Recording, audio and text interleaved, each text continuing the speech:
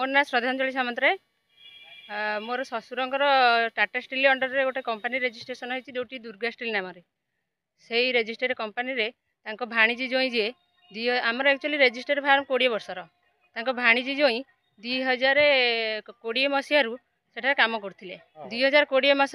जो कोरोना समय आमर परिवार प्राय समस्त कोरोना हो जाता से समय आम टे से जगह स्थल को जापर नुँ जोटि आम आकाउंटा से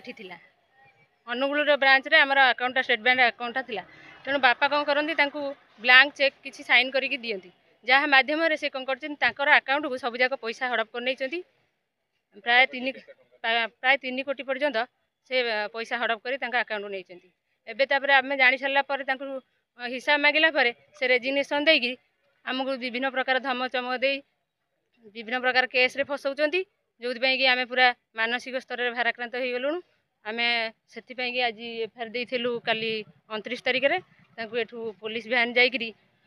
VSS नगर रे 2 घंटा अपेक्षा कलापर से गेट खोली गेट खोलला से अरेस्ट करके आनी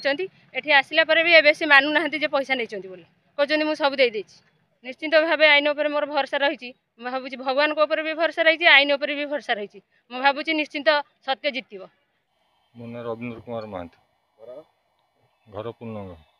प्रोप्राइटर दुर्गा स्टील इंडस्ट्री मोर फार्म रे दुर्गा स्टील इंडस्ट्रीज रे मोर भाणीजी जड़े कम करने आसी पहुँचता तो कम देली कम देलापर 19 मसीह 23 मसीह से 23 मसीहा पर्यंत कम कलापर 23 मसीह जो मुझे हिसाब पत्र ये से हिसाब से मागिली मत से रिजाइन दे मत हिसाब पत्र नदे समस्त पैसा बहुत हड़प कर बर्तमान तार सब निजस्व किसी धंदा कर मो पैसा गुड़ाक सब कंपानी ट्रांसफर कर अलग अकाउंट को अलग अलग आड़े नहीं जाइए बर्तमान थाना अभियोग कर धराई थाना धनंजय साहू पाखापाखि 3 कोटी टका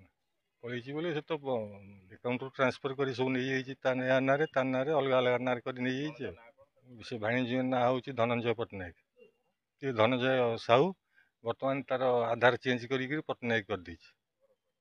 घर हूँ रेपुर पटना आम चाहूँ आम पैसा रिकवरी हवा दरकार पुलिस बर्तमान तो धरिक आनी तदंत चलती।